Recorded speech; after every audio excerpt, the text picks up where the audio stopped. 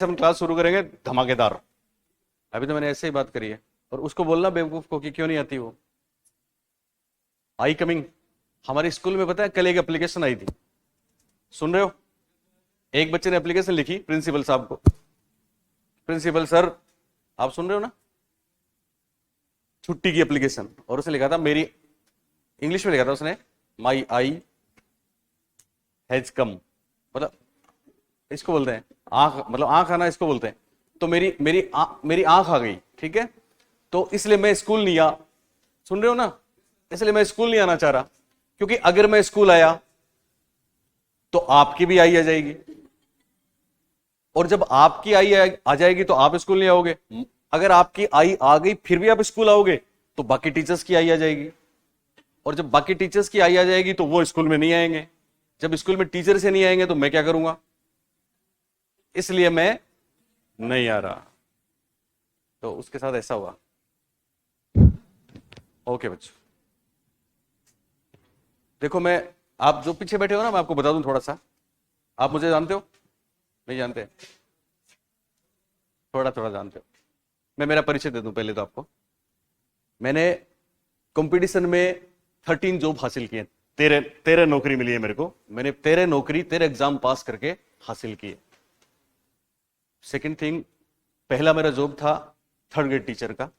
उसके बाद बहुत से जॉब आए, पर मैंने एक जॉब किया 5 साल, और जानते हैं वो कौन सा? वो पुलिस इंस्पेक्टर। पुलिस इंस्पेक्टर रहा मैं, थाना इंचार्ज रहा।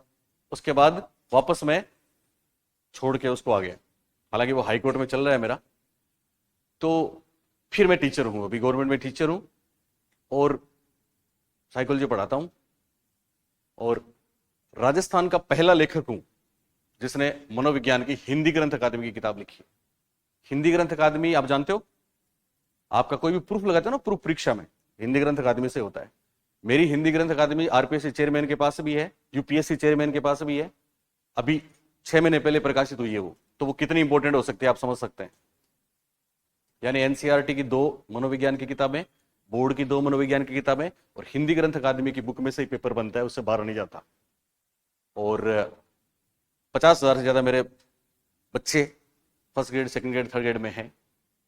उत्कर्ष का बेस्ट सेलर रहा हूं मैं। उत्कर्ष में साइकोलॉजी के 4 या 5 लोग थे, पर मेरी जो क्लासेस थी उससे 1 करोड़ रेवेन्यू कमाया निर्मल जी ने, और मेरे आज भी बहुत अच्छे दोस्त हैं। मेरा गांव पास में ही है, इसलिए मेरे को यहाँ ना पड़ा। यहाँ मैं नौकरी भी करता हूँ और आधार में पढ़ाऊंगा भी, और ऑनलाइन कोर्स मैंने बेटा जी के साथ स्टार्ट किया है। इसके अलावा मेरी 1st ग्रेड की 2nd ग्रेड की 3rd ग्रेड की किताबें आती हैं। जिस भी बच्चे ने किताब पढ़ी है उसने आके यही बोला है कि ये होती है बुक, राजस्थान में बेस्ट परफॉर्मेंस दी है, बेस्ट। साइकोलॉजी में तब से, जब से पढ़ा रहा हूं, तब से मैं इंग्लिश की जो ऑथेंटिक बुक्स हैं उनको पढ़ के पढ़ा रहा हूं। तो मुझे ऐसे कोई लोग मिले नहीं जो राजस्थान में, एक मेरे अलावा एक मैडम है लक्की आहूजा, वो भी मेरे साथ है। हम दोनों का ऐप भी है, हम दोनों के साथ में बुक है, खाली हम 2 ही पढ़ाते हैं इंग्लिश में। तो इसलिए जरूरी है कि जब तक आपको पता है ना, इंग्लिश के टर्म्स नहीं होंगे तो साइकोलॉजी में मजा नहीं आएगा, है ना? ये सुना है ना आपने? तो उसके कारण से हमारे रिजल्ट बहुत बेहतरीन रहे हैं, कमाल के रहे हैं। और आप भी मेरे साथ रहोगे तो शायद ही ऐसा कोई प्रश्न होगा जो परीक्षा में आपको नहीं आएगा, शायद ही, हो सकता है एक आध तो हो जाए। तो बाकी बच्चों से बहुत आगे रहते हैं हमारे बच्चे, आप भी उनमें हो। लेकिन अगर आप आते नहीं है क्लास में, लेट करते हैं, तो फिर तो डिपेंड्स। ओके, चैनल है मेरा यूट्यूब पे साइकोलॉजी अशोक पारिक। यहां एक बात बता दूं मैं आपको, बहुत से लोगों के चैनल हैं, और बहुत से ऐसे लोग हैं आप उनको देखोगे जिनको ठीक से साइकोलॉजी की स्पेलिंग तक नहीं आती, उनके 4 लाख और 5 लाख हैं। पता है क्यों है? फर्जी। आपको पता है ना, यूट्यूब पे फर्जी व्यूज होते हैं, फर्जी सब्सक्राइब होते हैं। अपना एकदम ऑथेंटिक है, ओरिजिनल है। मेरे पास 60,600 बच्चे हैं। उस 60,600 बच्चों में से ये मान लो कि 50,000 प्लस बच्चे serious 1st grade 2nd grade पढ़ने वाले हैं। ओके, तो शुरू करें।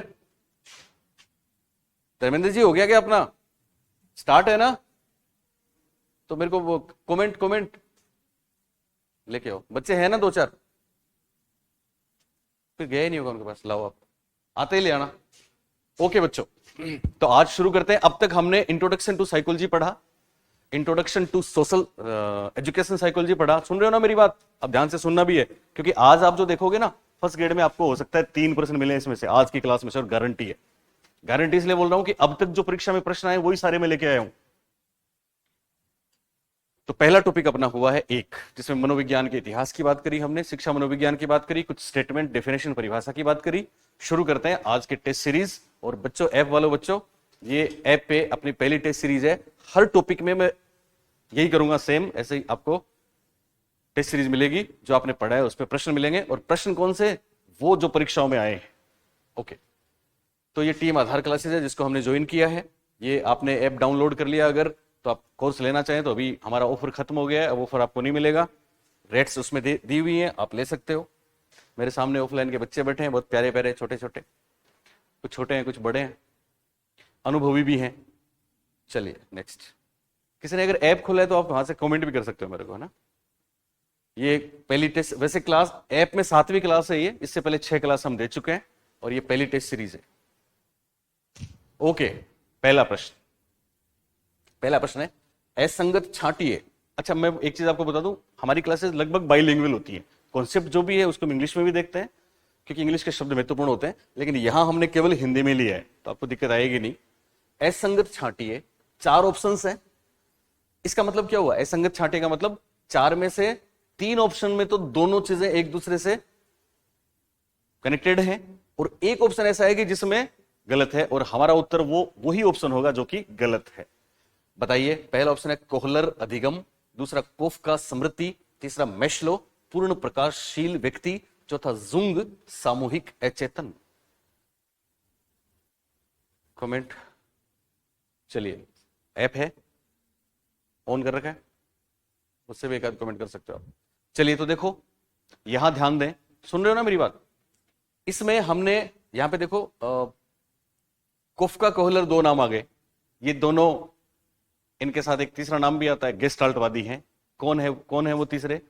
वर्दीमर। शाबाश। तो वर्दीमर, कोफका, कोहलर तीनों गेस्टाल्टवादी हैं। हमने आपको बताया था वर्दीमर ने कौन से क्षेत्र में काम किया?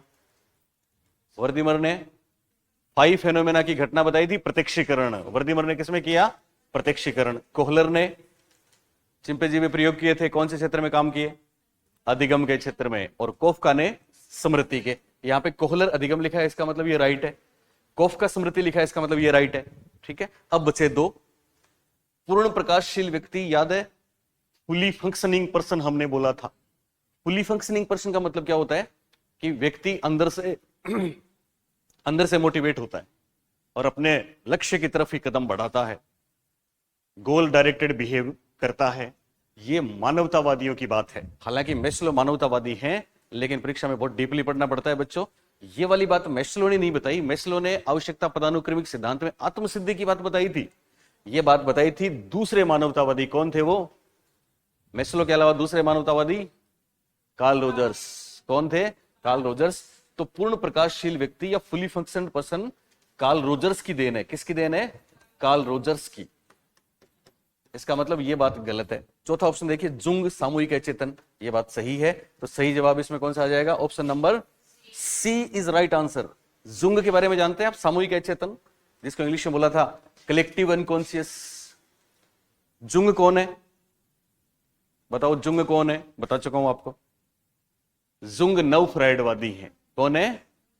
फ्राइड के चेले थे ना, लेकिन फ्राइड के खिलाफ भी थे। किस बात पे खिलाफ थे? सेक्सुअल इंस्टिंक्ट पे खिलाफ थे। जुंग फ्राइड के किस बात पे अगेंस्ट थे? फ्राइड सेक्स पे ज्यादा जोर देते थे, इस बात पे जुंग अलग हो गए। और जुंग के अलावा और भी 4-5 लोग हैं, याद है आपको? Alfred Adler, Erich Fromm, Karen Horney, Anna Freud, Erik Erikson. शाबाश। ये सब लोग नव फ्राइडवादी कहलाते हैं। क्या कहलाते हैं? नव फ्राइडवादी। सबकी कोई ना कोई बात है। जुंग की सामूहिक अचेतन की बात बहुत महत्वपूर्ण है, जिसमें उन्होंने क्या बोला? सुन रहे हो ना आप मेरी बात? जुंग ने यह कहा कि साहब, आप जो अचेतन मन की बात करते हैं वो तो है, पर वो व्यक्तिगत है। सामूहिक अचेतन भी एक टर्म होती है कि हम सब कुछ ऐसी बातों को, कुछ ऐसे विचारों को, कुछ ऐसे बिलीफ्स को हमारे अचेतन में रखते हैं, जिनको जाने हमने कब सीखा। इस जीवन में आने के बाद हमने उनको सीखा, पर हमने उनका डायरेक्ट एक्सपीरियंस नहीं किया।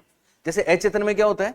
अचेतन में हमारे बचपन के अनुभव होते हैं ना, लेकिन सामूहिक अचेतन में हमने कोई अनुभव नहीं किया, फिर भी वो बात हमारे दिमाग में है, क्योंकि वो हमने अपने एंसेस्टर्स से ली है, वो हमने अपने फोर फादर से ली है। पीढ़ी दर पीढ़ी वो बातें चलती आती हैं, उनको सामूहिक अचेतन बोला। जैसे कि धरती माता, जैसे कि सूरज देवता, ये टर्म किसने दिया?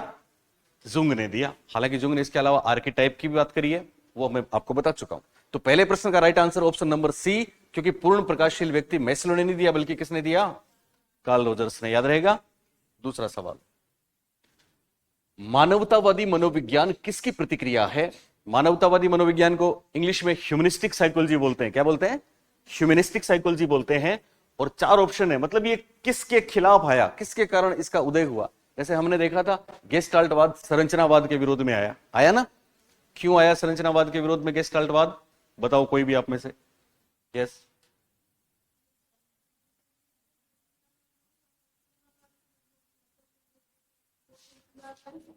यस, शाबाश, very good. Okay Garima, thank you. Garima कह रही है कि साहब संरचनावादी विल्हेम वुंट और टीचनर तो बात करते थे अंशों की। किसकी बात करते थे? अंशों की बात करते थे, पार्ट्स की बात करते थे। और गेस्टाल्टवाद बात करता है समग्र की, इसलिए वो इसके विरोध में आया। ऐसे ही हर एक किसी न किसी के रिएक्शन में आया है, जो मैं आपको खूब बता चुका हूं। यहां पूछा है मानवतावादी जो परिप्रेक्ष्य है, मानवतावादी मनोविज्ञान है, वो किसके विरोध में आया? चार ऑप्शन है, व्यवहारवाद व संज्ञानवाद। परीक्षा में ध्यान रखना है, अगर आपको आधा अधूरा आता है तो फंस सकते हो, वहां ध्यान से पढ़ना होता है, फिर कोई दिक्कत नहीं आती। गेस्टाल्टवाद, ये गेस्टाल्टवाद है। गेस्टाल्टवाद व मनोविश्लेषण, मनोविश्लेषण व व्यवहारवाद और संरचनावाद। बोलिए ये कौन कराएगा? आप में से कोई बताए। गरिमा, यस, आप आ जाओ। हमारे स्टूडेंट है, यहां पे आओ ना, वहां नहीं दिखेगा। ये गरिमा आपको इसका सॉल्यूशन बताएंगे, क्योंकि ये हमसे पढ़ चुकी है। हालांकि एक ही बार पढ़ा है, इसलिए कितना सही बताएंगे वो तो डिपेंड करता है। आइए गरिमा, यस, वेलकम। इनको बोलो, बच्चों में बता रही हूँ, ये बच्चे हैं सामने। एक मिनट, एक मिनट।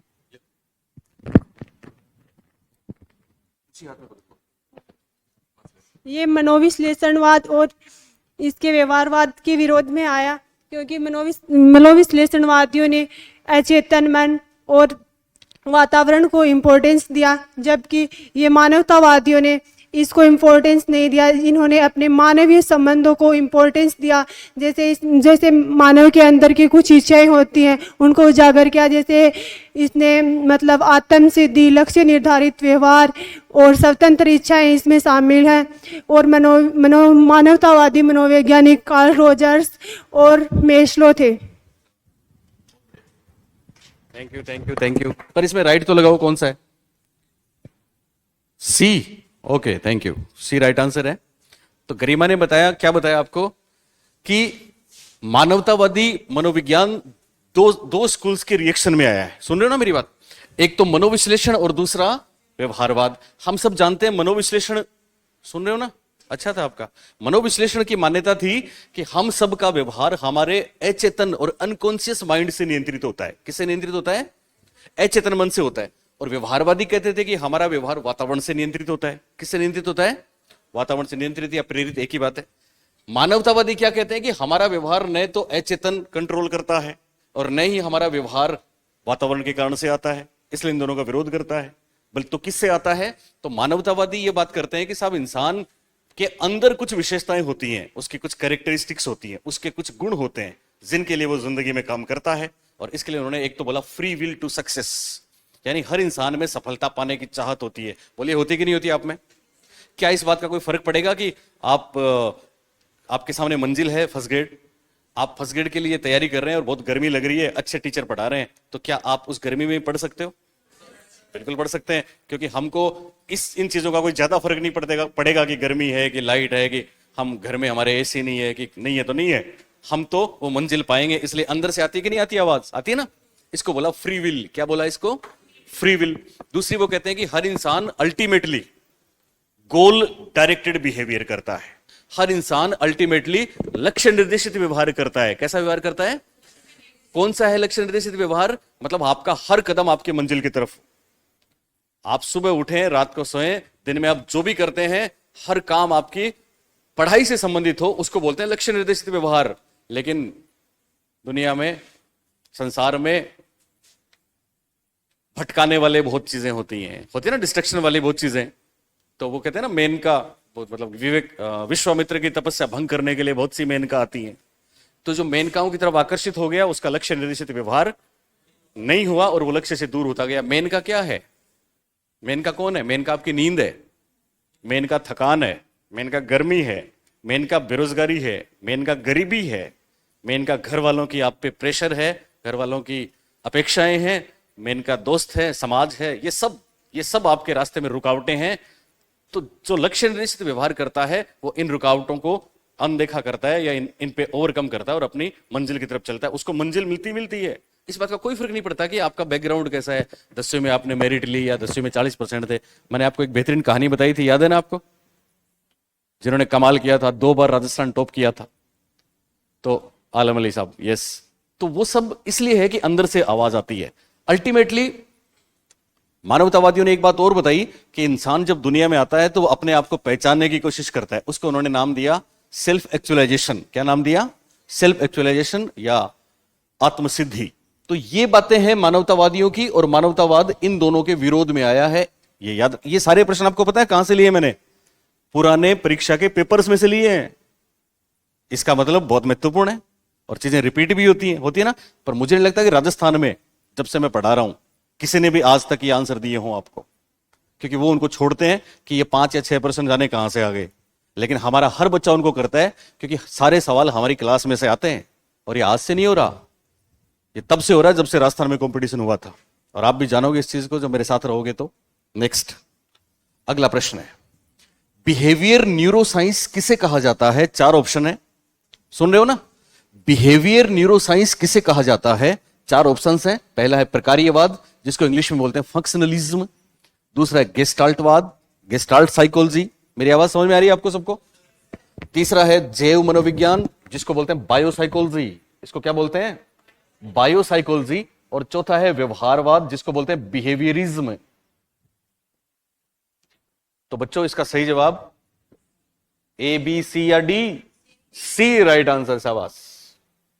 हम आपको बता चुके हैं पिछली बार सेकंड ग्रेड में, अभी जो इससे पहले हुई थी ना, उसमें सवाल आया था पूरे राजस्थान में। आंसर की तो छोड़ो, पहले तो नहीं बताया होगा उन्होंने, बाकी आंसर की नहीं बता पाए थे वो तो। बाकी लोगों की बात कर रहा हूं, हमारे बच्चों ने कर दिया था इसको। क्यों नहीं अब की बार आप भी कर दोगे? बोले करोगे कि नहीं?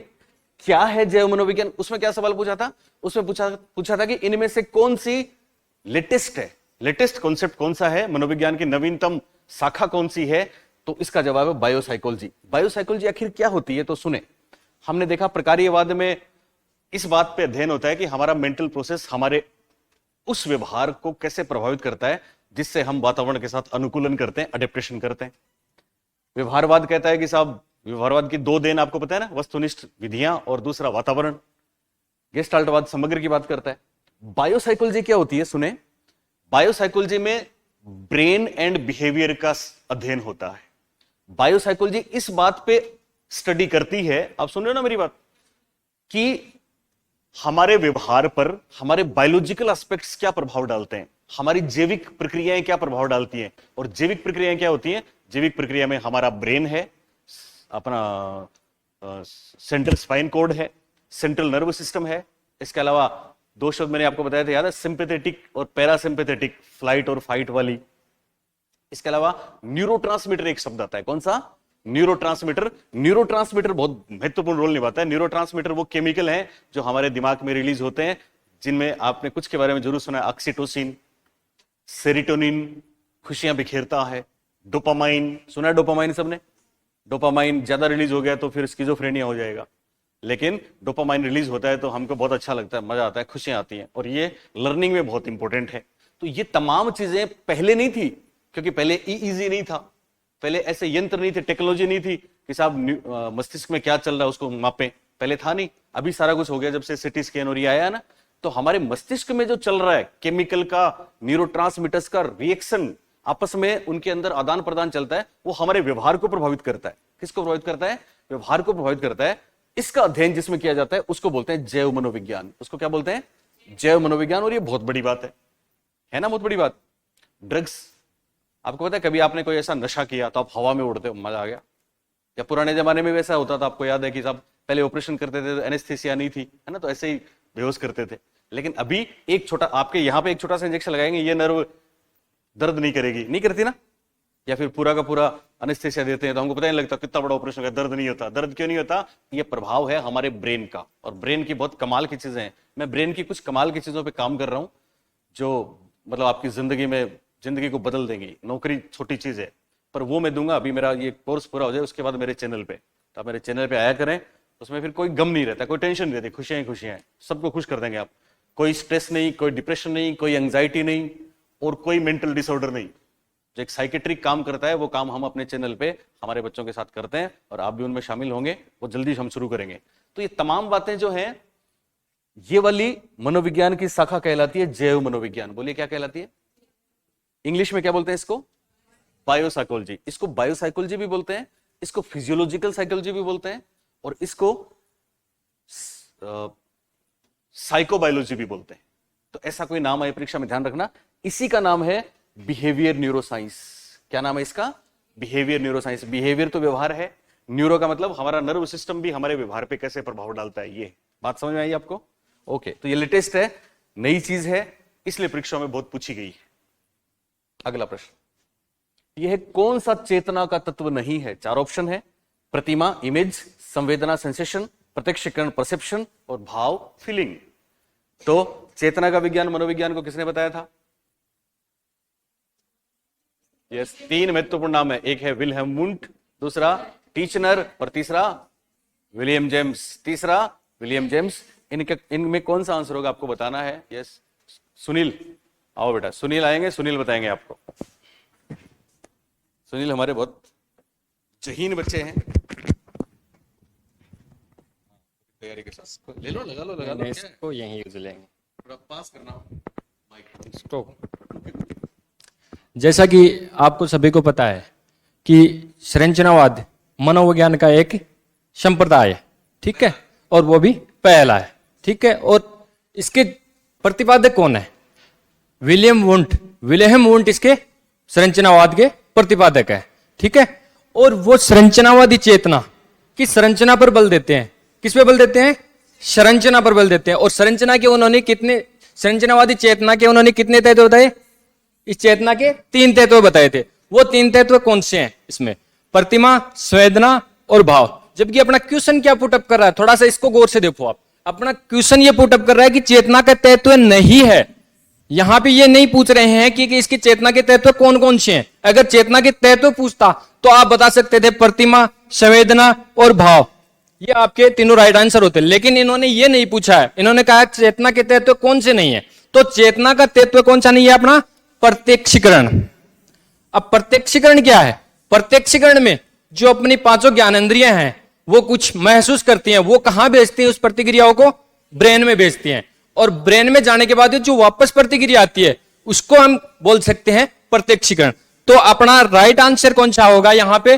प्रत्यक्षीकरण। फिर से बता रहा हूं आपको कि चेतना के तत्व नहीं पूछ रहा है, चेतना के तत्व कौन सा नहीं है, इसमें आपका राइट आंसर रहेगा प्रत्यक्षीकरण। जबकि ये तो चेतना के तीनों तत्व बताए हैं विलियम वुंट ने। कौन कौन से? प्रतिमा, संवेदना और भाव। तो इसका राइट आंसर रहेगा प्रत्यक्षीकरण। Okay, thank you. Very good, thank you. बहुत बढ़िया बताया सुनील ने। सुनील की सबसे अच्छी बात क्या लगी पता है आपको? क्या लगी बताओ? मुझे लगी कि इसने आप सबको इतना छोटा बच्चा मान लिया था कि देखो ये नहीं पूछा है कि चेतना का तत्व कौन सा, ये पूछा कौन सा नहीं है,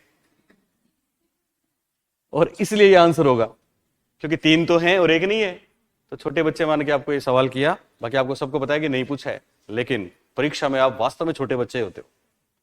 1 या 2 प्रश्न आपके इसलिए गलत होते हैं कि आप इस नहीं को भूल जाते हो या फिर नहीं पे अटेंशन नहीं होता, इसलिए हमारा सवाल गलत होता है। तो नहीं वाले प्रश्नों में जरूर ध्यान रखना। ओके, वैसे मेरे जो बच्चे हैं मैं आपको बताऊं, या आप पहले मेरे से मिले होंगे अगर, तो मैंने परीक्षा से पहले बच्चों को बताया था, क्योंकि मैं देख रहा था यूट्यूब पे बहुत से लोग कर रहे थे तुक्का लगाने का तरीका। देखा आपने? तुक्का कैसे लगाएं, गेस कैसे करें, और वो इतने वाहियात बात कर रहे थे। सबसे बड़ा ऑप्शन होता है वो, उसको राइट मान लो, ऐसा बोलते थे। मैंने अपने बच्चों को जो बात बताई, सुने आप, वो मैंने आप सुन रहे हैं ना, बेहतरीन बात बताई जो मैं आपको बताने जा रहा हूं, सुन लो।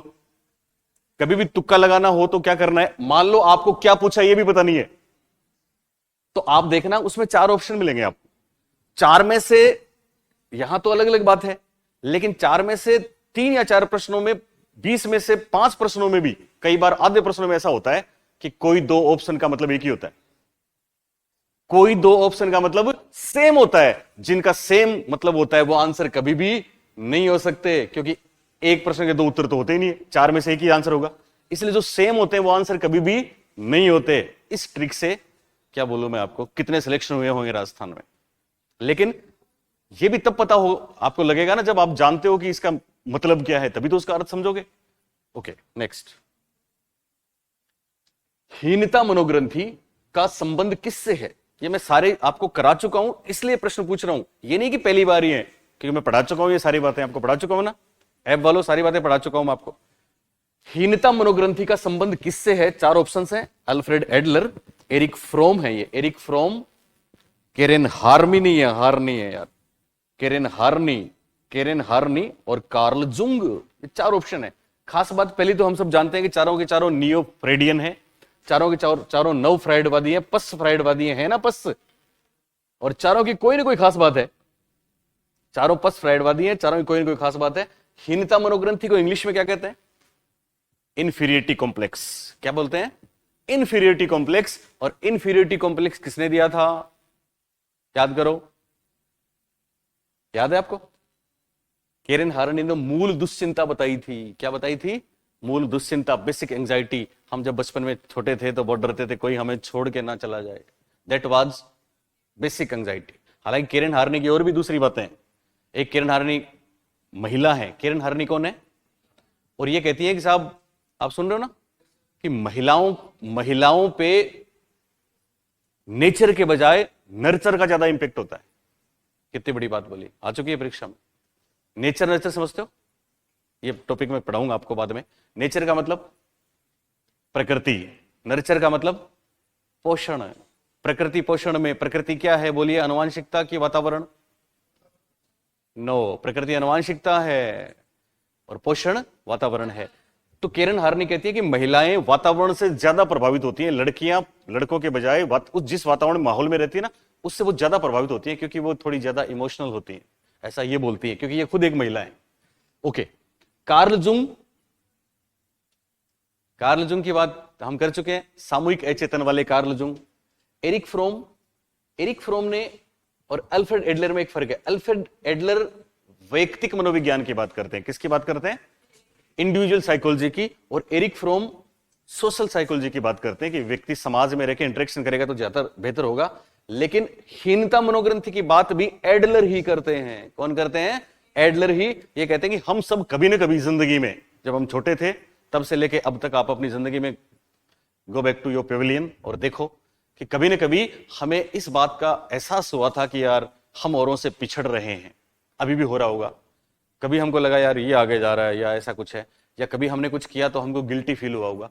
इसको बोलते हैं हमें हीनता का आभास हुआ। किसका आभास हुआ? हीनता का। हर इंसान को हीनता का आभास होता है, ध्यान दो, जिसको बोलते हैं इंफीरियरिटी कॉम्प्लेक्स। क्या बोलते हैं इसको? Inferiority complex. और ये बेहतरीन बात बताने वाले कौन थे? Alfred Adler. तो इसका सही जवाब होगा अल्फ्रेड एडलर। ये परीक्षा में आ चुका है। एक्चुअली आपको ये टर्म्स इसलिए शानदार लग रहे होंगे, लग रहे हैं ना शानदार, है ना जबरदस्त। 2017 में पहली बार मैंने ये सारे टर्म्स जयपुर में बताए थे। गार्डन में 4000 बच्चे थे वहां। एक ही दिन में पूरी साइकोलॉजी पढ़ाई थी। और पता है क्या पढ़ाया था? पूरी एनसीईआरटी। ये सारी एनसीईआरटी है। और उस साल जब पेपर आया तो पता है पूरे राजस्थान में किसी के 3% भी नहीं आए साहब, क्योंकि वो शिक्षा मनोविज्ञान हिंदी में पढ़ाते थे। हमारी एक दिन की क्लास में से 26 प्रश्न आए थे। कितने प्रश्न आए थे? मेरा उस गार्डन का वीडियो आज भी मेरे चैनल पे है। एक रेड कलर का हमने जैकेट पहन रखा है, आप देखना उसको, सामने पूरा समुद्र है। एक दिन से 26 प्रश्न आए थे। उसका कारण यही था एनसीईआरटी। और अब तो बच्चों वक्त आ गया है कि ऐसा कोई पेपर नहीं है जिसमें एनसीईआरटी के 4, 5, 6, 7 प्रश्न नहीं आए हो। और किसी दिन हम जैसे सिर्फ ने पेपर बनाया तो पूरे के पूरे ऐसे प्रश्न आएंगे। उस दिन केवल आप ही राज करोगे सिलेक्शन की उस लिस्ट में, ये गारंटी है। इसलिए ये सवाल सारे मैं देता हूं। और ये भी नहीं है कि साहब बहुत मुश्किल बात है, इससे पहले हमने आपको एक एक बात बताई है और बहुत आराम से कर दोगे। ओके, तो इसका जवाब है अल्फ्रेड एडलर। क्या जवाब है? बस दो बातें आप आराम से अल्फ्रेड एडलर की, एक तो हीनता मनोग्रंथि, एक वैयक्तिक मनोविज्ञान। ऐसे टिप्स पे हो जाएगा आपके, क्योंकि हम 2 या 3 बार इन चीजों को रिपीट करेंगे आपकी परीक्षा से पहले, है ना, चाहे आप ऑनलाइन ऐप में हैं चाहे ऑफलाइन मेरे सामने बैठे। तो इसका जवाब हो गया अल्फ्रेड एडलर। ये चारों के चारों फ्राइड के शिष्य थे। क्या थे? फ्राइड के शिष्य थे, लेकिन एक बात पे उनके विरोध में भी थे, सेक्स वाली बात पे, इसलिए इनको पश्च फ्राइडवादी बोलते हैं। क्या बोलते हैं? पश्च फ्राइडवादी, या नियो फ्राइडियन बोलते हैं, या नव फ्राइडवादी बोलते हैं। शाबाश। नेक्स्ट, कौन सी पुस्तक मैकडुगल है? ये मैकडुगल, आपको पता है विलियम मैकडुगल? कौन सी पुस्तक विलियम मैकडुगल द्वारा नहीं लिखी गई है? 4 किताबों के नाम है। पहला ऑप्शन है फिजियोलॉजिकल साइकोलॉजी, दूसरा है ओरिजिन ऑफ स्पीसीज, तीसरा है एन आउटलाइन ऑफ साइकोलॉजी, चौथा है an introduction to social psychology. तो बच्चों, विलियम मैकडुगल के बारे में तो आप जानते ही होंगे, मैं बता दूं आपको। एक तो विलियम मैकडुगल का भी एक स्कूल है जिसका जिक्र हमने कभी आपके साथ बातों बातों में किया होगा। आप में से कोई बता सकता है इंग्लिश में क्या बोलते हैं विलियम मैकडुगल के स्कूल को? एनीबडी? जवाब है होर्मिक स्कूल। कौन सा स्कूल? होर्मिक। मैकडुगल का स्कूल कौन सा है? होर्मिक स्कूल, जिसको हिंदी में बोलते हैं, बोलो, प्रेरक संप्रदाय। क्या बोलते हैं? प्रेरक संप्रदाय। प्रेरक संप्रदाय में क्या था पता है आपको? 14 मूल प्रवृत्तियां। प्रेरक संप्रदाय में क्या है?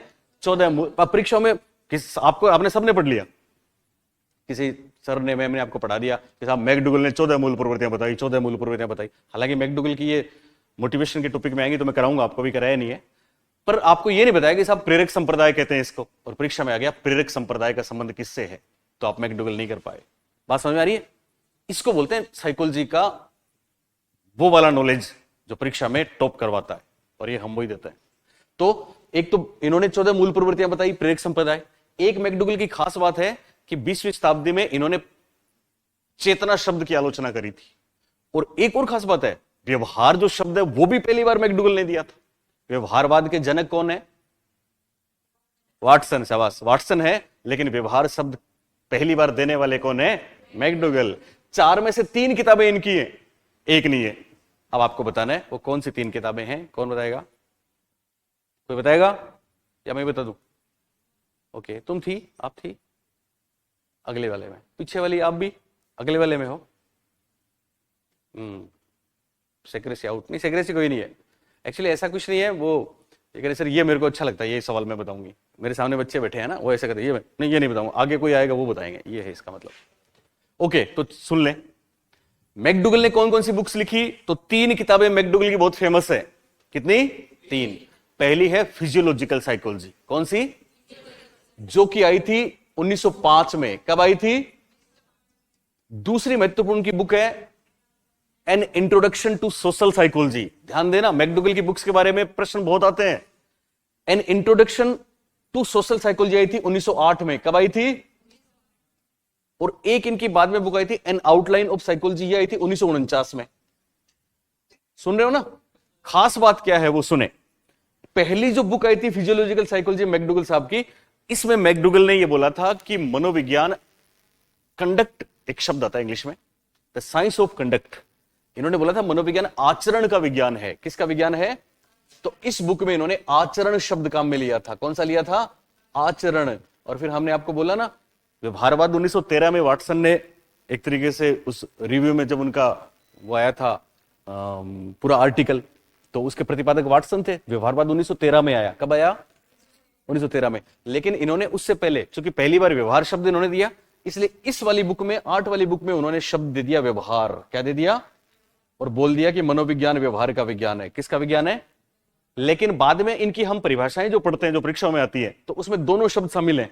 और मैकडुगल की परिभाषा हम पढ़ते हैं, मनोविज्ञान प्राणी के आचरण तथा व्यवहार का यथार्थ विज्ञान है। बोलिए, पढ़ते हैं ऐसा हम? ओके, अच्छा आपको, अच्छा ओके। अब तो इसका सही जवाब क्या हो गया? बोलिए, ये तीनों तो मैकडुगल की है। ओके, ये भी है, ये भी है, और ये भी है। बी राइट आंसर है। बी में कौन सी बुक है? Origin of species. आपको पता है, जब से मैंने देखा है राजस्थान में सबसे पहली बार 2004 में 3rd ग्रेड की भर्ती हुई थी, तब से लेके अब तक सबसे ज्यादा यही पूछा गया परीक्षा में, क्योंकि ये है इतनी महत्वपूर्ण। ओरिजिन ऑफ स्पीसीज एक बहुत ही महत्वपूर्ण बुक है, जिसको लिखने वाले थे चार्ल्स डार्विन। कौन थे? Charles Darwin. हालांकि उन्होंने ये बुक 1859 में लिखी थी, लेकिन ये बुक क्या बताती है? ये बुक वो तमाम बातें बताती है जिनको आप और हम सब पढ़ते हैं कि साहब प्राकृतिक चयन है ना, नेचुरल सिलेक्शन, या सर्वाइवल ऑफ द फिटेस्ट, यानी इन्होंने एक टर्म आपने सुनी होगी, रिवोल्यूशनरी साइकोलॉजी, अभी एक नई टर्म आ रही है कि उसमें इस बात का अध्ययन होता है कि किस तरह से इंसान और पशु पक्षी और दूसरे प्राणी पीढ़ी दर पीढ़ी अपने आप को वातावरण के साथ बदलते रहते हैं। जो वातावरण के साथ बदल लेता है वो तो जिंदा रहता है, और जो नहीं बदल पाता वो नहीं रहता, वो लुप्त हो जाता है, जैसे कि डायनासोर लुप्त हो गए। तो ये बेहतरीन बात बताने वाली बुक है ओरिजिन ऑफ स्पीसीज। क्या नाम है बुक का? Origin of species. याद रखना ये किसने लिखी थी? यस, चार्ल्स डार्विन ने लिखी थी। और बाकी तीनों किताबें किसकी? मैकडोगल साहब की। Okay, next. मनोविज्ञान को व्यवहार व मानसिक प्रक्रिया का विज्ञान किसने कहा? मनोविज्ञान को व्यवहार और मानसिक प्रक्रिया, देखो दोनों चीजें हम सब जानते हैं। आज के टाइम में सुने मेरी बात, मनोविज्ञान अलग अलग अपना रूप बदलता रहा है ना, ठीक है। तो व्यवहारवादी इसको व्यवहार का विज्ञान बताते हैं, उससे पहले चेतना और वो सब था, आत्मा मन था ना।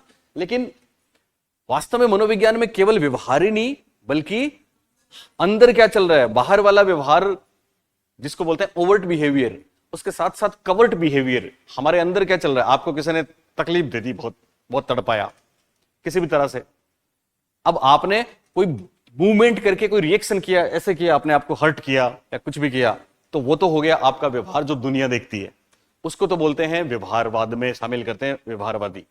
ऑब्जर्वेशनल बिहेवियर है। लेकिन कई बार ऐसा भी होता है कि आपको कोई बहुत दर्द, अंदर पीड़ा, तकलीफ होती है, लेकिन आप उसको बयान नहीं कर सकते, किसी को कह नहीं सकते, तो भी अंदर ही अंदर कुछ होता है।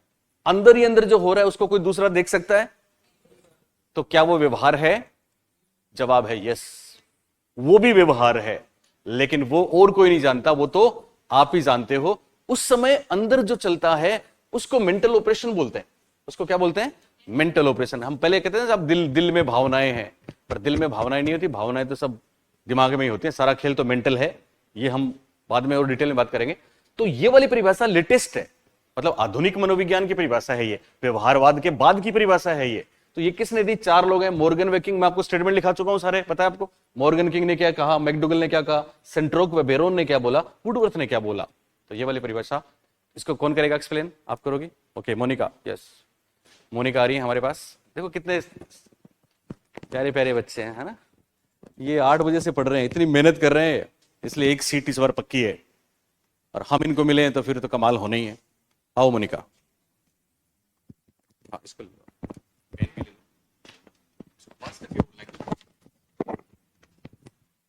क्वेश्चन है कि मनोविज्ञान को व्यवहार और मानसिक प्रक्रिया का विज्ञान किसने कहा है?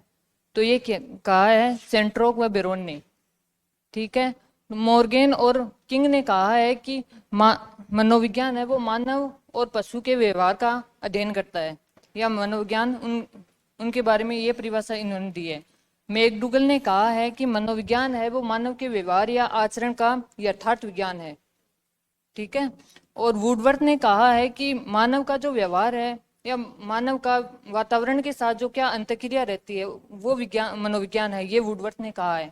तो हमारा क्वेश्चन है कि मनोविज्ञान को व्यवहार और मानसिक प्रक्रिया का विज्ञान इन्होंने कहा है, सेंट्रोक और बेरोन ने कहा है। आप एक बार बताओगे मेरे को?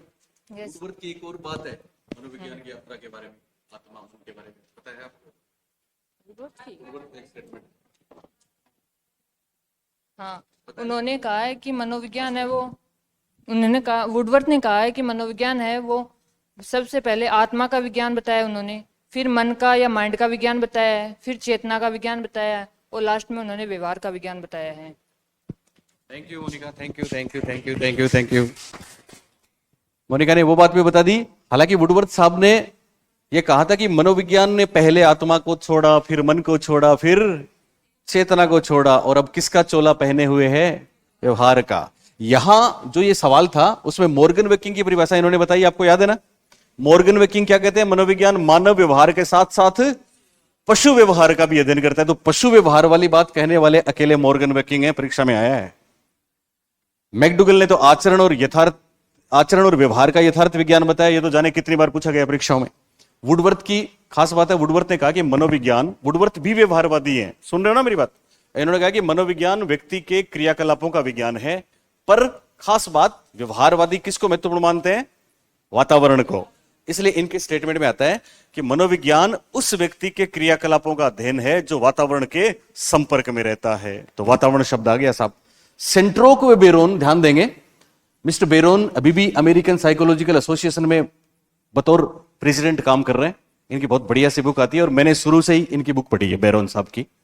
तो इन्होंने अच्छी परिभाषा दी। बेरोन कहते हैं कि मनोविज्ञान व्यवहार के साथ साथ मेंटल प्रोसेस का अध्ययन करता है। किसका करता है? मेंटल प्रोसेस का, जिसको हिंदी में मानसिक प्रक्रिया बोलते हैं। किसकी?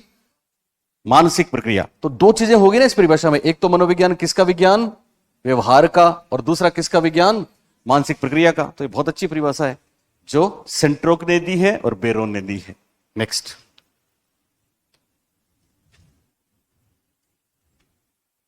ओके, 8 नंबर का। आपको लेट तो नहीं हो रहा? थोड़ा करेंगे बना ना, थोड़ा छोड़ भी देंगे। चलिए, प्रथम शिक्षा शास्त्री किसको कहा जाता है? शिक्षा शास्त्री जानते हो इंग्लिश में क्या बोलते हैं इसको? शिक्षा शास्त्र को इंग्लिश में क्या बोलते हैं? पेडागोजी। क्या बोलते हैं? पेडागोजी। तो ये पहले शिक्षा शास्त्री हैं। कौन है? 4 ऑप्शन है। एबिंगहास, एबिंगहास है, जर्मनी के थे हरमन एबिंगहास, सुना हो तो आपने। इन्होंने अधिगम वक्र दिए हैं, लर्निंग कर्व।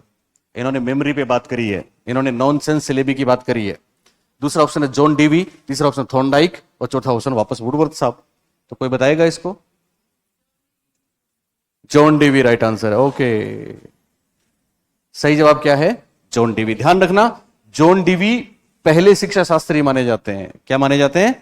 पहले शिक्षा शास्त्री। क्यों माने जाते हैं पता है आपको? शिक्षा शास्त्र क्या होता है?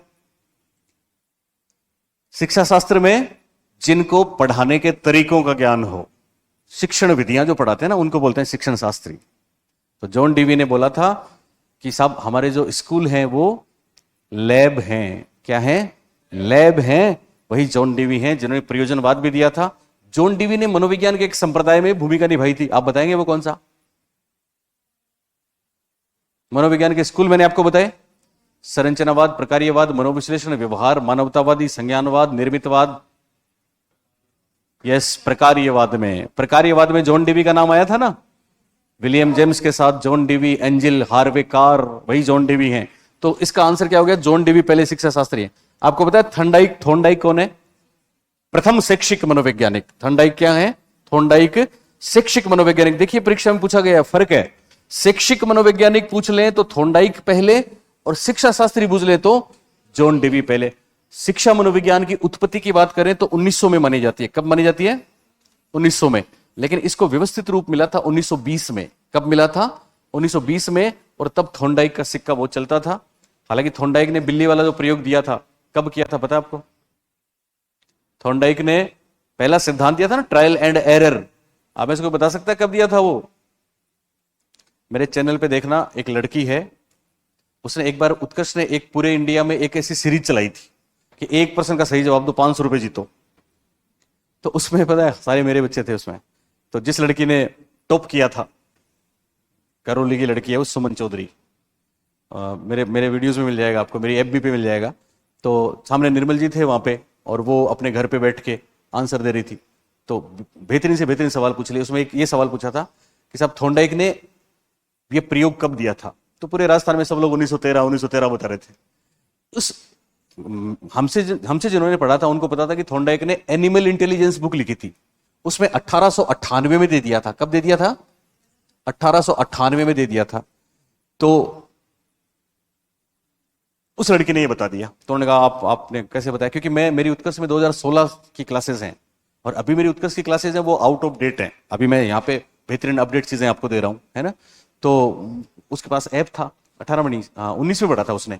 मेरी 16-17 की क्लासेस थी। तो उन्होंने पूछा कि आपने इतना बढ़िया आंसर दिए, टॉप किया इंडिया में, आप किससे पढ़े हो? उत्कर्ष से पढ़े हो क्या? तो उन्होंने कहा हाँ सर, इस कोरोना, हाँ हमने उत्कर्ष में पढ़ा है।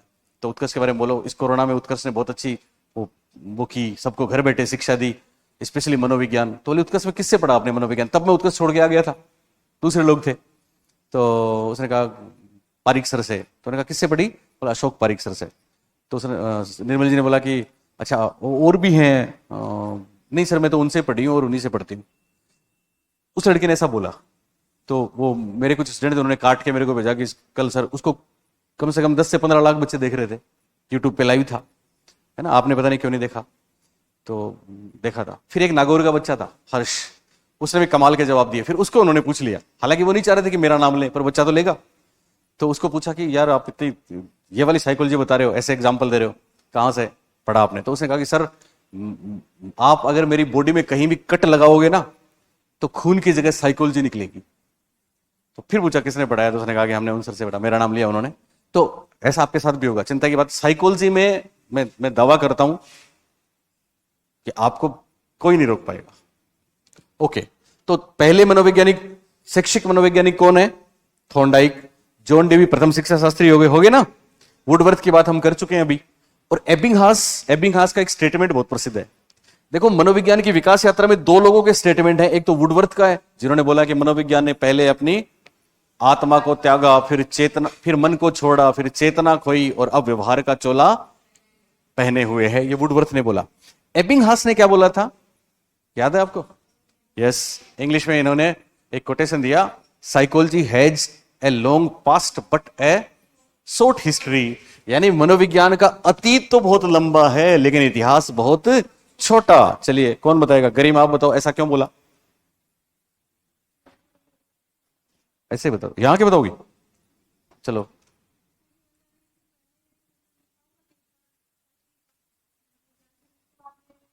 कब से कब से कब से कब से? लिप्जिंग, जर्मनी से।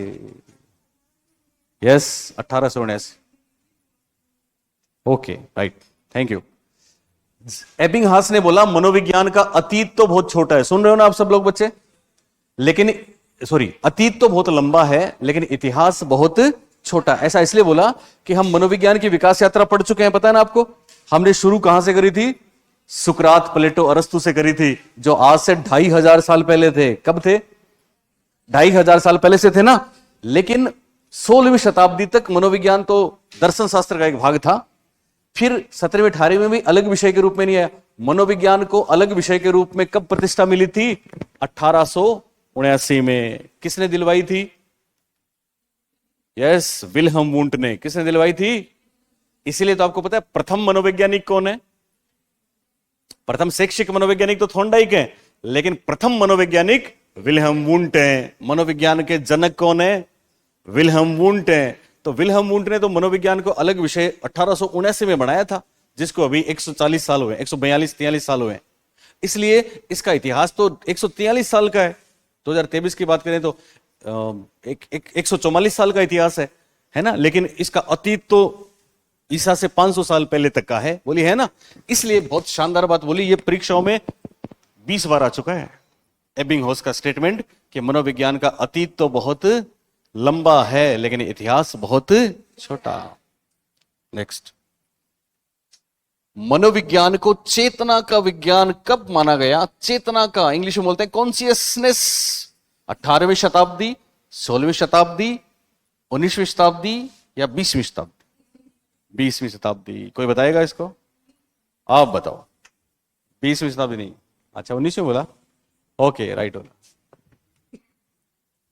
नाम है आपका धर्माराम। धर्माराम मेरे स्टूडेंट हैं, चैनल पे आते रहते हैं, मेरे कमेंट भी करते हैं, बेटा जागो आप।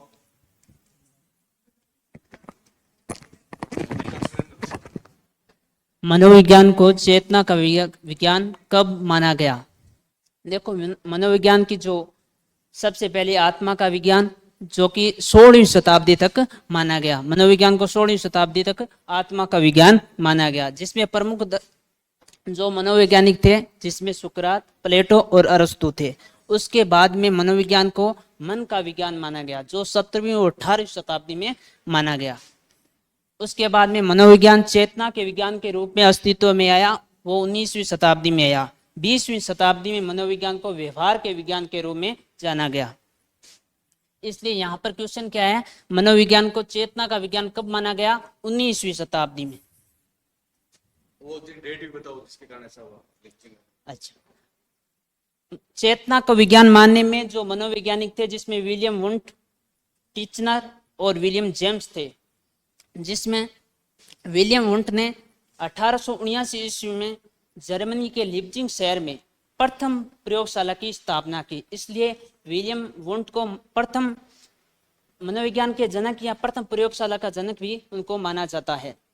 विलियम वुंट ने चेतना को समझने के लिए अंतर्दर्शन विधि का सूत्रपात भी किया। विलियम वुंट और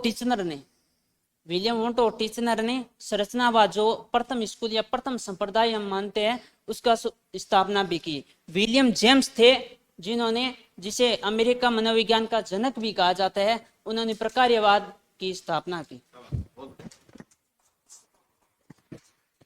thank you thank you thank you. कितनी बातें बता दी आपको धर्माराम ने, है ना, कमाल। अभी नागौर के हो, बीकानेर के हो, ओके। तो वो जो कट लगता है ना, साइकोलॉजी खून की जगह निकलती है, उसके गांव के हैं, ये पड़ोसी हैं।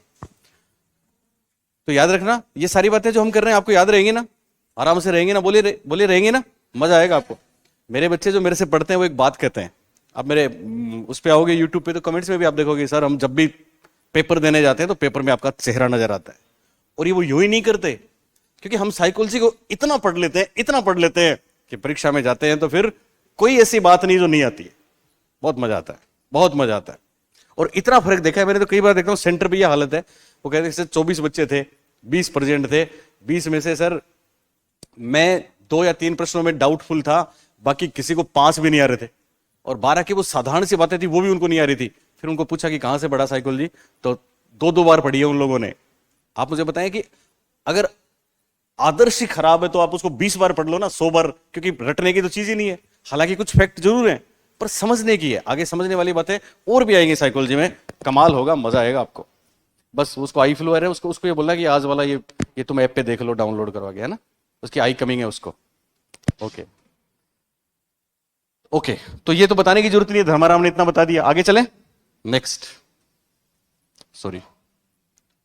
ओके, निम्न में से कौन सा शिक्षा मनोविज्ञान के कार्य क्षेत्र में आता है? पहला है शिक्षार्थी, दूसरा है, शिक्षार्थी को इंग्लिश में बोलते हैं द लर्नर, दूसरा है सीखने की प्रक्रिया, लर्निंग प्रोसेस, तीसरा है सीखने की परिस्थिति, लर्निंग सिचुएशन, चौथा है निर्देशन व मानसिक स्वास्थ्य, इंस्ट्रक्शन, गाइडेंस और मेंटल हेल्थ। तो बोलिए, बताओगे? आओ, अब आ रही हैं रीना। अब कैसा लगेगा जिस दिन आप सब स्कूल में जाओगे, first grade, second grade teacher के रूप में, और हम आएंगे। पता है, एक बार मैं आपको सच्ची घटना बताता हूं। आपको हिंदी में कितने बच्चे हैं? घनश्याम जी सर को जानते ना? मैं, घनश्याम जी सर, इशाद जी जो हिस्ट्री पढ़ाते हैं, वो अनीश जी, एक सुरेंद्र मील हमारे साथ थे जो जीके पढ़ाया करते थे। 5-6 लोग हम घूमने गए। सम नाम सुना आपने कभी? यस, जैसलमेर में सम पॉइंट। तो वहां पे हम एक पाकिस्तान बॉर्डर पे एक स्कूल,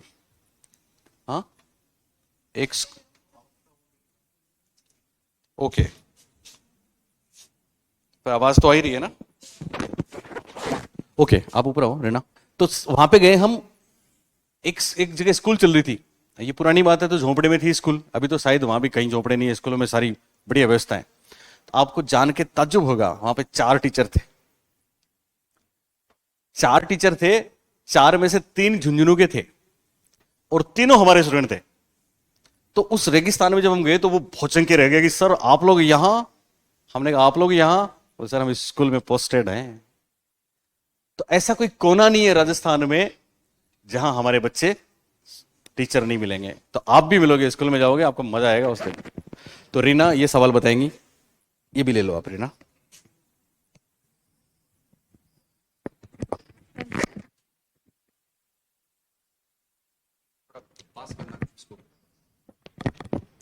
हाँ, तो क्वेश्चन है, निम्न में से कौन शिक्षा मनोविज्ञान के कार्य क्षेत्र में आता है? तो इसमें क्या पूछा है? शिक्षा मनोविज्ञान के क्षेत्र पूछे हैं। तो सबसे पहले तो मैं आपको बता दूं कि शिक्षा मनोविज्ञान के 6 क्षेत्र होते हैं। उनमें से पहला है शिक्षार्थी यानी अधिगमकर्ता, दूसरा सीखने की प्रक्रिया यानी अधिगम प्रक्रिया भी बोलते हैं उसको, तीसरा है सीखने की परिस्थिति यानी अधिगम परिस्थिति बोलते हैं, और चौथा है उसमें शिक्षण परिस्थिति, और 5वां है निष्पादन का मूल्यांकन, छठा है अध्यापक। तो उसमें पहले तो मैं आपको बता दूं कि इसमें आंसर होगा डी, निर्देशन व मानसिक स्वास्थ्य, और शिक्षा मनोविज्ञान का क्षेत्र नहीं होगा। शिक्षा मनोविज्ञान के 6 क्षेत्र हैं और इन 6 क्षेत्रों में सर ने अपनी क्लास में एकदम विस्तार से बताया है। तो अगर आप इन 6 क्षेत्रों को एकदम विस्तार से पढ़ना चाहते हैं तो एक बार सर की क्लास लेके देखना, फिर पता चलेगा आपको कि मनोविज्ञान कौन कहाँ कैसे पढ़ाता है। Thank you. Thank you Reena, आपने तो मेला लूट लिया वाकई। बस हम तो ये चाहते हैं कि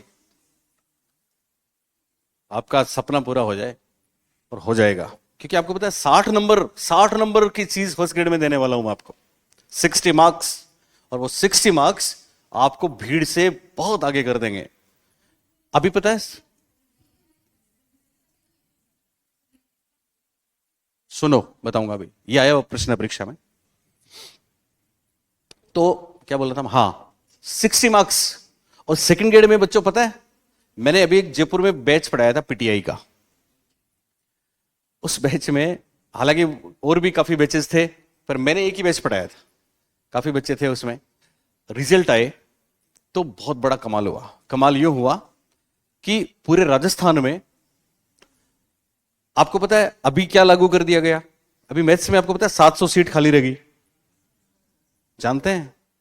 यस, ये अपग्रेडेशन है। और न्यू एजुकेशन पॉलिसी में ऐसा होगा, अब तो हमारे बच्चे इसलिए राज करेंगे। आप 20% मार्क्स लेके किसी पेपर में टीचर नहीं बन सकते, चाहे कितना भी हार्ड पेपर क्यों ना हो। मिनिमम 40% चाहिए, बोले चाहिए कि नहीं चाहिए? तो उनके साथ यही हुआ। सब्जेक्ट में कमाल कर गए थे वो, अच्छा पढ़ा उन्होंने, यूनिवर्सिटी के लोग पढ़ा रहे थे उनको। एक कोचिंग है टारगेट प्लस, कभी नाम सुना हो जाके देखना। मेरे उस बैच में नागौर में एक गांव है, नमक होता है वहां पे, डीडवाना नहीं, इधर एक गांव है यार, जहां पे वो महेंद्र चौधरी, नावा सुना है? नावा, तो नावा के 17 बच्चे एक साथ पीटीआई। जैसे भी हम सुनते हैं ना कि वो सांचौर के एक गांव में 100 थानेदार, वो तो फर्जी बने होंगे, लेकिन वो नावा के 17 पीटीआई एक साथ, मतलब 17 घरों में एक साथ नौकरी आती है, रोशन होते हैं, कमाल। वो मेरे सामने बैठे थे वो। और उसका कारण पता है क्या था? उसका कारण था साइकोलॉजी, क्योंकि 40 नंबर की साइकोलॉजी फर्स्ट पेपर में आती है। और जिन लोगों ने सब्जेक्ट में बहुत अच्छा किया, लेकिन फर्स्ट पेपर में 40, साइकोलॉजी के अलावा जीके भी था, बहुत कुछ था, फिर भी 40% मार्क्स नहीं आए उनके, कमी यही रही। और वो लोग इसलिए जीत गए कि साइकोलॉजी में कमाल हो गया, उनके सारे टेंशन दूर हो गए, सीधा का सीधा नौकरी, जॉब उनके पास आ गया। तो सेकंड ग्रेड में 40 नंबर की साइकोलॉजी फर्स्ट पेपर में। आपका सब्जेक्ट मैथ्स आप बहुत अच्छा कर सकते हैं, हिंदी आप बहुत अच्छा कर सकते हैं ना, लेकिन मान लो जीके में और इस तरह का पेपर आ गया, तो पहले पेपर में 40% से कम रह गया तो क्या नौकरी मिलेगी? इसलिए साइकोलॉजी के 40 नंबर कितने इंपॉर्टेंट है, समझ सकते हो? मानते हो ना? ओके। तो रीना ने बहुत अच्छी बात बोली, देखो। ओके, हाँ नहीं आता है, शाबाश, ओके। फिर भी वो ट्रिक, ये और ये एक जैसे ही है, मतलब 3 बातें तो एक जैसी हैं, इसलिए आंसर नहीं हो सकता, है ना? तो अगर प्रश्न में कोई वो भी हो गया तो भी क्षेत्र में नहीं आता है, बिल्कुल नहीं आता है। देखो, शिक्षार्थी द लर्नर आता है, इसमें क्या था मैं आपको बता चुका हूं। शिशुअवस्था, बाल्यावस्था, किशोरावस्था की बातें, बच्चों के चेतन अचेतन के व्यवहार, उसकी लर्निंग स्टाइल, उसकी एटीट्यूड, एप्टीट्यूड, सब कुछ आता है। लर्निंग प्रोसेस, ये बहुत शानदार है। ये अभी सेकंड ग्रेड में आया था। अभी इससे पहले सेकंड ग्रेड के पेपर हुए थे ना, जो रद्द हो गए थे, उठा के देखना घर जाके, ये वाला सवाल आया था। ऐसे नहीं आया था, मैंने लास्ट में उस सवाल को भी लिया है कि सब सीखने की प्रक्रिया में कौन सी चीज शामिल होती है। तो मैंने आपको बताया था, सीखने की प्रक्रिया में तमाम संज्ञानात्मक क्षमताएं शामिल होती हैं।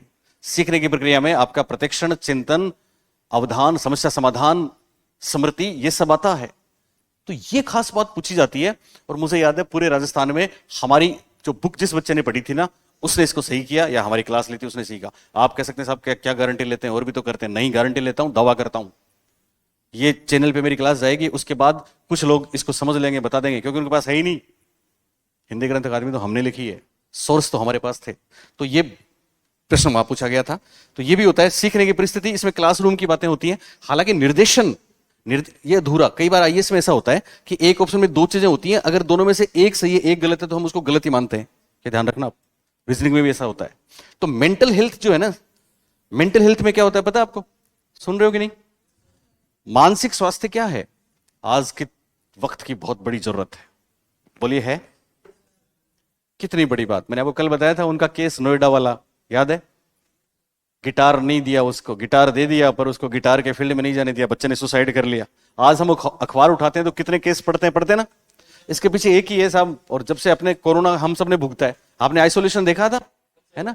तो मानसिक स्वास्थ्य एक बहुत बड़ी चीज है। आप मेरे को एक बात बताओ, विदेशों में तो बहुत पहले से था, हमारे देश में हो गया। आप मुझे एक बात बताओ, डॉक्टर्स को क्या बोलते हैं? डॉक्टर्स को क्या बोलते हैं?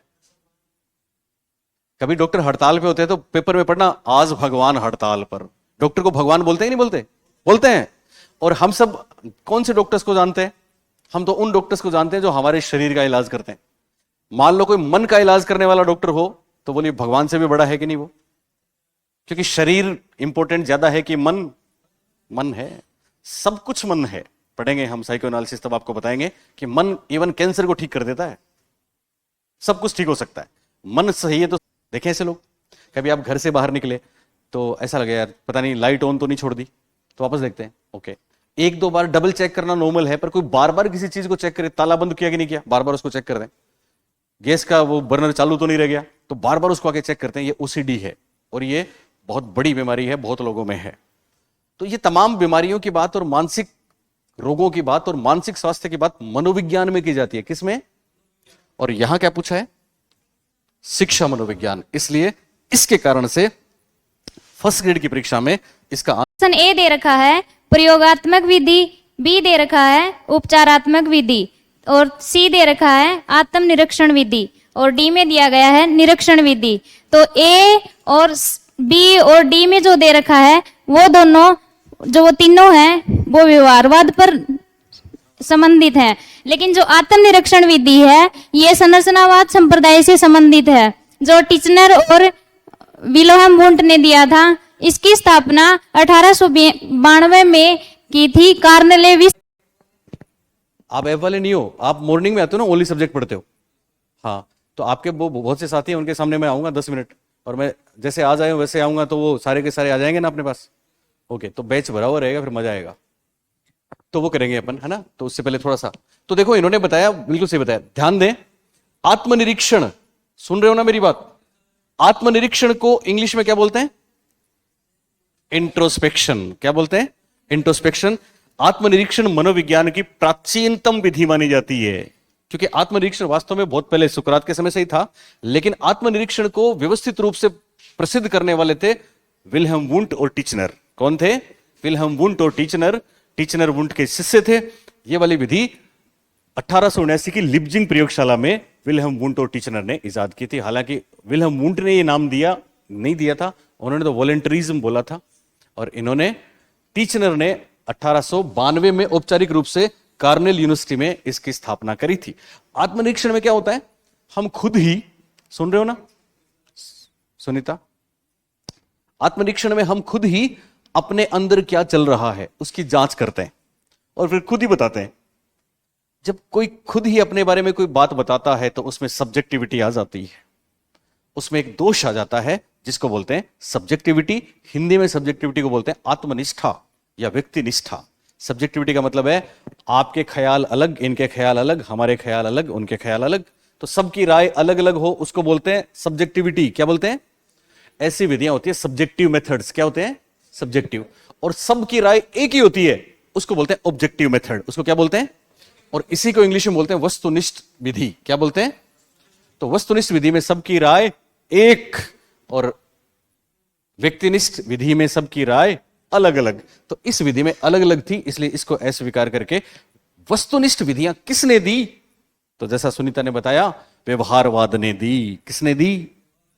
आत्मनिरीक्षण विधि किसने दी? संरचनावाद ने दी। किसने दी? संरचनावाद ने। ये तीनों की तीनों विधियां जो हैं, उनमें आप किसी का एक बच्चा है वहां पे, है ना, फॉर एग्जाम्पल, तो वो सो रहा है, तो आप उसको देखो या ये उसको देखे या मैं उसको देखूं, हम सब बोलेंगे सो रहा है, उसकी चेतना लुप्त है।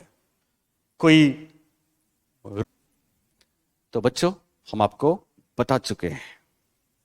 शिक्षा मनोविज्ञान कितने विषय, आप आओ, एक मेरी इच्छा है आप आ जाती है, नहीं कोई बात नहीं, आप में से कोई एक आना फिर, है ना। यहाँ पे आपको आंसर नहीं बताना, आपको ये बोलना है कि हाउ डू यू फील इस क्लास के बारे में, है ना। ये पूरी दुनिया देखेगी यूट्यूब पे, तो आ जाना बेटा।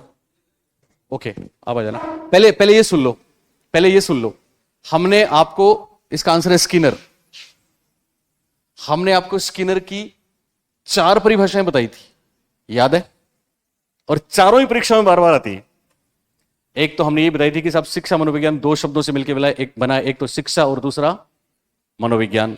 तो स्किनर ने बोला कि शिक्षा मनोविज्ञान शिक्षा से तो क्या लेता है, सामाजिक प्रक्रिया, क्योंकि शिक्षा अकेलेपन में नहीं होती, इंटरेक्शन होता है तभी होगी, और मनोविज्ञान से व्यवहार। तो ये वही परिभाषा है कि शिक्षा मनोविज्ञान का अर्थ शिक्षा से तो सामाजिक प्रक्रिया और मनोविज्ञान से व्यवहार। कोमा गलत लगा दिया उन्होंने, इसलिए ये परिभाषा किसकी है, स्किनर की। तो स्किनर की एक परिभाषा तो हो गई ये वाली। स्किनर की दूसरी परिभाषा जो बहुत प्रसिद्ध है, अभी जो सेकंड ग्रेड का पेपर हुआ उसमें है, शैक्षिक संस्थितियों में मानव व्यवहार का अध्ययन। स्किनर की दूसरी परिभाषा क्या है, शैक्षिक संस्थितियों में मानव व्यवहार का अध्ययन। स्किनर की तीसरी परिभाषा जिसमें दोनों चीजें शामिल हैं, जैसे क्षेत्र बता रही थी ना अभी, ये शिक्षण अधिगम परिस्थिति भी बताई और शिक्षण परिस्थिति बताई।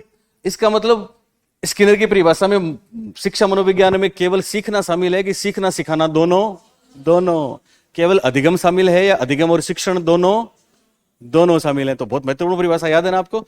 शिक्षा मनोविज्ञान के अंतर्गत अधिगम व शिक्षण दोनों शामिल हैं। ये भी आया था अभी सेकंड ग्रेड में, आया था ना कल परसों, बोलिए आया कि नहीं आया।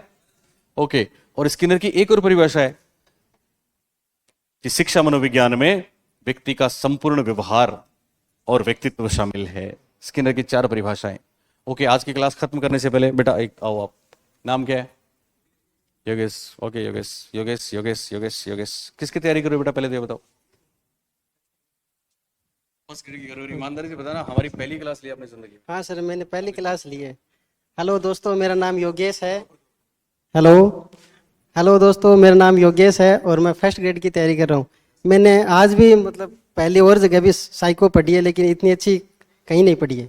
तो सर की क्लास देख के मेरे को बहुत मजा आया, सच में साइको एकदम अच्छा फील हो रहा है sir. Thank you sir. Sir मेरे मैथ्स है। थैंक यू योगेश, आपने हमारे चरण स्पर्श किए, तो हम आपको आशीर्वाद देते हैं कि इस बार जब मैथ्स का रिजल्ट आएगा तो उसमें बहुत अच्छी रैंक में योगेश तुम्हारा रोल नंबर आएगा। ताली बजा दो एक बार। पर आशीर्वाद गुरु का खाली नहीं जाता, लेकिन गुरु का आशीर्वाद खाली नहीं जाता ना, लेकिन उसके लिए चेले को भी मेहनत करनी पड़ती है। ये नहीं कि तुम मेरी क्लास में नहीं बैठो। तो आप सबका बहुत शुक्रिया, थैंक यू। मिलते हैं अपन अगली क्लास में, और अगली क्लास छोड़नी नहीं है। अच्छा सुनो, साइकोलॉजी अशोक पारिक लिख लो, चैनल का नाम साइकोलॉजी, स्पेलिंग से लिखना, PSYCHOLOGY, स्पेस दो, फिर हमारा नाम ASHOK PAREE के, और घर जाके मेरे पुराने तमाम वीडियोस देखना। फिर कल मिलते हैं, थैंक यू, बाय।